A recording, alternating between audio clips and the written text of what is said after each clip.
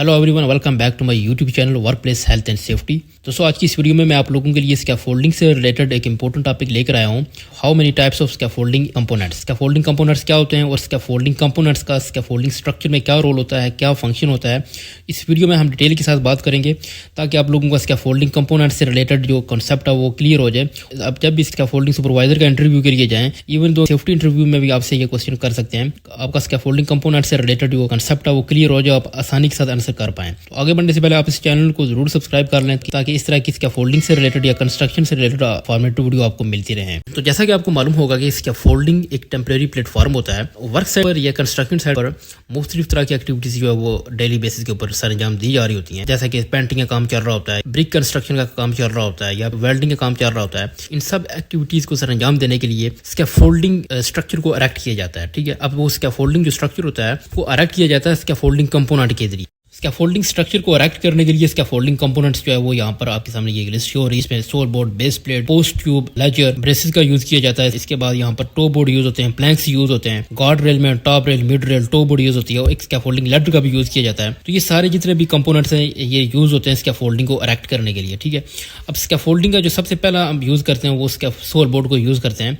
अब soul board इसलिए use किया जाता है ताकि स्कैफोल्डिंग का जो लोड है वो डिस्ट्रीब्यूट हो जाए ग्राउंड के ऊपर। ठीक है, तो सेकंड जो इसका यूज होता है वो बेस प्लेट को यूज किया जाता है ताकि जो स्कैफोल्डिंग ट्यूब या स्कैफोल्डिंग के जो स्ट्रक्चर का जो लोड होता है वो सबसे पहले डिस्ट्रीब्यूट हो सोल बोर्ड के ऊपर। ठीक है, अब सोल बोर्ड जो अगर सोल बोर्ड या बेस प्लेट का अगर हम यूज नहीं करेंगे तो स्कैफोल्डिंग की जो ग्राउंड स्टेबिलिटी होगी वो बहुत वीक हो जाएगी और जिसकी वजह से स्कैफोल्डिंग कोलैप्स भी हो सकता है। अब थर्ड नंबर पर जो स्कैफोल्डिंग कंपोनेंट यूज किया जाता है वो पोस्ट ट्यूब को यूज़ किया जाता है। ठीक है, अब पोस्ट ट्यूब को हम स्टैंडर्ड भी बोल सकते हैं। अब इसका यूज़ जो इसलिए किया जाता है ताकि स्कैफोल्डिंग की एक हाइट को मेंटेन किया जाए। जिस भी काम के लिए स्कैफोल्डिंग इरेक्ट की जाती है उस हाइट को मेंटेन करने के लिए पोस्ट ट्यूब का यूज़ किया जाता है। पोस्ट ट्यूब के साथ जॉइंट की जाती है हॉरिजॉन्टल ट्यूब्स। ठीक है, पोस्ट ट्यूब को जॉइंट करने के लिए हॉरिजॉन्टल ट्यूब का इस्तेमाल किया जाता है। के लिए जो कपलर यूज होते हैं, जो कि स्कैफोल्डिंग कंपोनेंट में इसको भी इंक्लूड किया जाता है, वो डबल कपलर यूज होते हैं। और जो कपलर यूज किया जाता है 600 से 20 kg तक इसकी कैपेसिटी होती है एक कपलर की। ठीक, तो इसके बाद का जो स्कैफोल्डिंग कंपोनेंट जिसमें हम यूज करते हैं वो ब्रेसेस का यूज किया जाता है। अब ब्रेसेस का यूज इसलिए स्कैफोल्डिंग स्ट्रक्चर में किया जाता है ताकि स्कैफोल्डिंग की एक स्टेबिलिटी को स्ट्रॉन्ग किया जा सके। अगर हम ब्रेसिंग यूज नहीं करते हैं तो स्कैफोल्डिंग के अंदर एक लचक होती है, स्कैफोल्डिंग जो है वो मूव करती रहती है। इसके बाद स्कैफोल्डिंग कंपोनेंट यूज किया जाता है, प्लैंक्स का यूज होता है। ठीक है, अब प्लैंक्स का जो यूज होता है वो स्कैफोल्डिंग के ऊपर एक प्लेटफॉर्म बनाया जाता है जिसके ऊपर वर्कर जो वो काम सर अंजाम देते हैं। प्लैंक्स की जो कैपेसिटी होती है वो डिपेंड करती है स्कैफोल्डिंग ट्रांसम के ऊपर। ठीक है, जितनी क्लोज ट्रांसम हम लेकर आएंगे उतना ज्यादा प्लैंक्स की कैपेसिटी जो है वो इंक्रीज किया जा सकता है। ट्रांसम का जो मैक्सिमम डिस्टेंस रखा जाता है वो 90 मीटर। ठीक है, 90 मीटर तक इसका डिस्टेंस रखा जाता है और मिनिमम जो है वो डिपेंड करता है कि कितना लोड स्कैफोल्डिंग के ऊपर आएगा।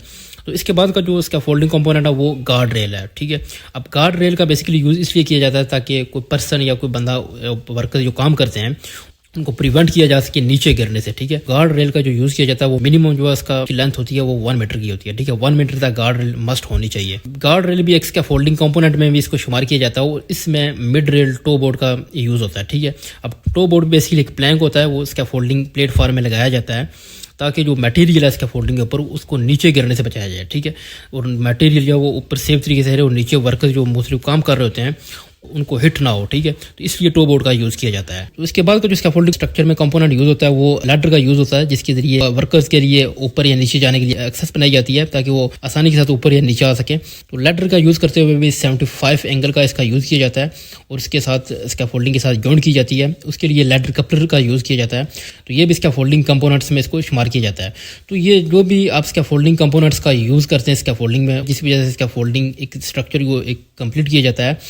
तो इस तरह स्कैफोल्डिंग जब कंप्लीट हो जाती है उसके बाद ग्रीन टैग लगाया जाता है ताकि वर्कर्स जो है वो अपना काम सेफ तरीके से सर अंजाम दे सके। तो उम्मीद करता हूँ आपको स्कैफोल्डिंग कंपोनेंट से रिलेटेड जो कंसेप्ट क्लियर हो जाएगा। अब जब भी वर्क साइट के ऊपर जाएंगे या इंटरव्यू के लिए जाएंगे आपको स्कैफोल्डिंग कंपोनेंट्स का आंसर देते हुए कोई प्रॉब्लम नहीं होगी। तो अगर आपको ये वीडियो अच्छी लगी तो आप इस चैनल को जरूर सब्सक्राइब कर लें, वीडियो को भी लाइक कर दें। मिलते हैं नेक्स्ट वीडियो में।